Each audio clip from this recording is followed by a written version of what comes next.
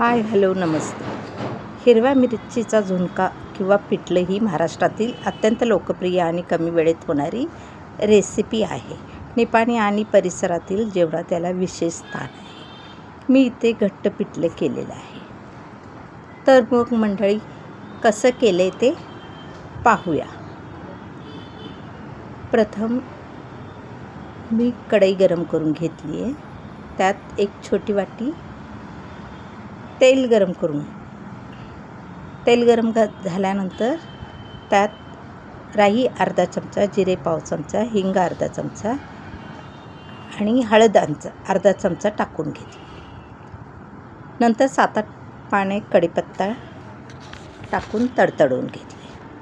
त्यानंतर 2 चिरलेले कांदे टाकून लालसर परतून घेतले. कांदा थोडा लालसर झाला पाहिजे. त्यानंतर अर्धा चमचा ओवा टाकला. ओव्याने पिठलं खमंग लागते. भजीमध्ये जसा ओवा टाकतो तशा प्रकारे हे पिठलं लागतं.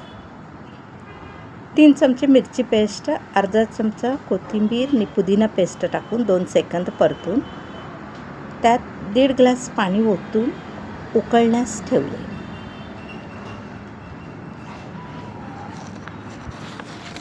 वरून चिरलेली कोथिंबीर टाकलेली आहे. तसेच पाणी चांगल्या प्रकारे हलवून घेतलेलं आहे. त्यानंतर मीठ 1 चमचा, दाण्याचा कूट 3 चमचे टाकून उकळत्या पाण्यातच टाकून उकळून घेतलेलं आहे. पाणी उकळल्यानंतर मग बेसन टाकायचं आहे. मी इथे 1 वाटी बेसन टाकून चांगल्या प्रकारे गुठळ्या मोडून घेतले आहे. मी इथे पिठलं थोडंसं घट्टच केले. पिठलं चांगल्या प्रकारे हलवून घेतल्यानंतर झाकण लावून वाफ येऊ द्यायचे. झाकण लावण्या अगोदर मी 2 चमचे तूप टाकून घेतले. तुपामुळे ही पिठल्याची चव खूप छान येते. वाफ येण्यासाठी झाकण लावून 5 ते 10 मिनटं दणदणीत वाफ येऊ द्यायची आहे.